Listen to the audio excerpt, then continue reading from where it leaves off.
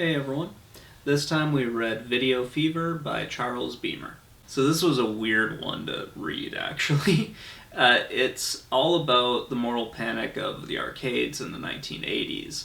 This one is kind of stupid if you ask me. Um, I did not like the book at all. I felt kind of conflicted with it, but I'll get more into that in just a little bit. Charles seemed really worried about, honestly, a problem that really didn't exist too much.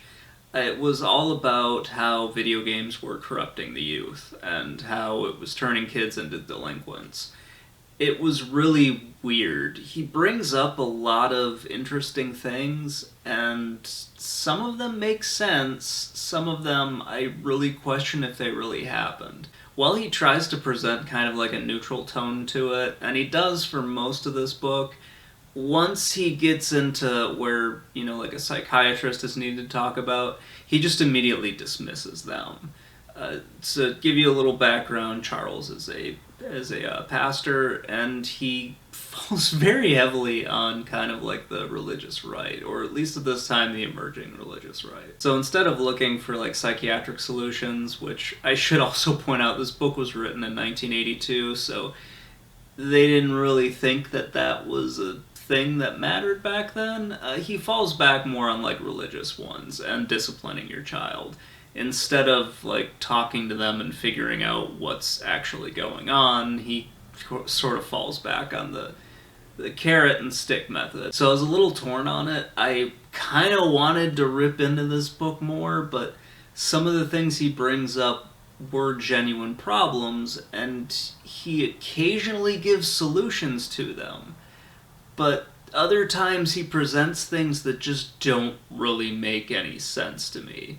I really started to question whether a bunch of the examples he uses were people he actually spoke to, or if they were just kind of stand-ins for what he believed was going on at the time. Reading through this book, it kind of feels like it feels like you're talking to like the stereotypical hipster that throws quotes on everything, because he will do that in the actual text. So when he's talking about, to give you an example of people that were really into computers, which he refers to as computer nuts back in the early 80s, he will throw quotes around computer nuts. It's weird, and I don't know why he did it, and I'd have to read a lot more stuff from him, or a lot more from the time period, to kind of figure out what was going on with that, because it just seemed really out of place. So there are a lot of times in this book where it comes across as like your dad or your grandfather trying to explain to you how television works or how your computer works.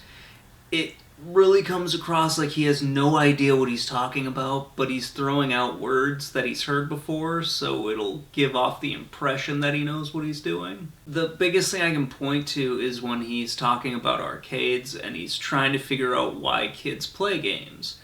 And he's like, well, they'll tell you that it's just for fun. Which is a very fairly good example, because it's basically leisure time. Yes, it's what they do for fun.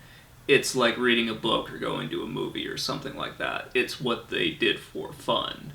And he's like, but they're lying, there's other things behind it. And he then goes into how the kids are addicted to it, which is kind of weird, and it just kind of sounds like he's talking out of his ass.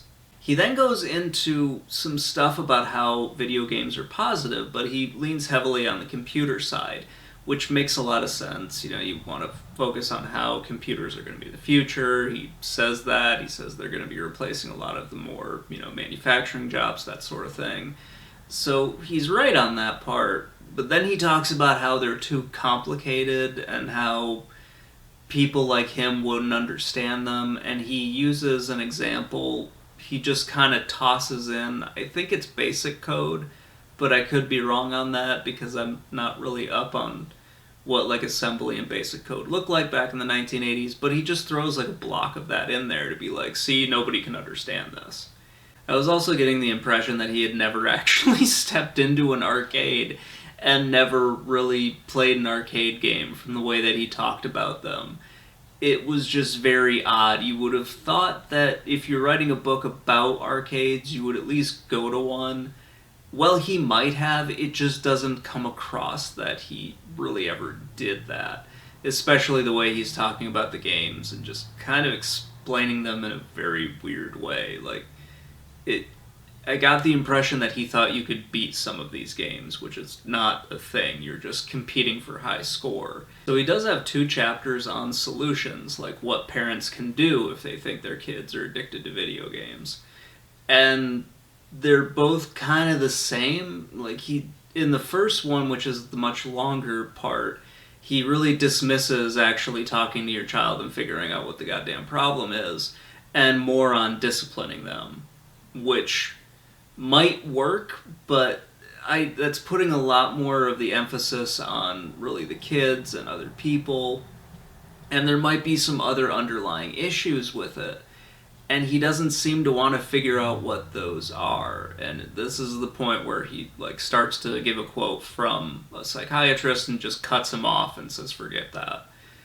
And I'm paraphrasing it, but that's basically what he says. And it's just kind of like, no, maybe figure out why the kid is depressed or something like that. Maybe let that psychiatrist talk to the kid and figure out what's going on. What he does say is actually pay attention to your kid, which is something that makes a lot of sense. And that's kind of where things get a little weird in this book, where he'll give some good advice and then he'll also give some advice that I think is kind of stupid. So while I can't recommend this book, just one, because of how dated it is, and just because I don't agree with most of what Charles actually says in it, it's still pretty good as a research tool. I think looking at why people thought arcades were a bad thing back in the 80s, this would be a good book to look to, because it kind of boils down a lot of the problems that people thought were associated with arcades at the time. As a self-help book, this is absolutely worthless. I would not look at anything in here to actually raise your child or anything like that. If you do have a child that has issues with video games, you should definitely talk to them, maybe seek a psychiatrist, that sort of thing, and get some professional help. So anyway, that's going to wrap it up, guys. I hope you enjoyed this episode. Please let me know what you think in the comments below, and have a great day, everyone.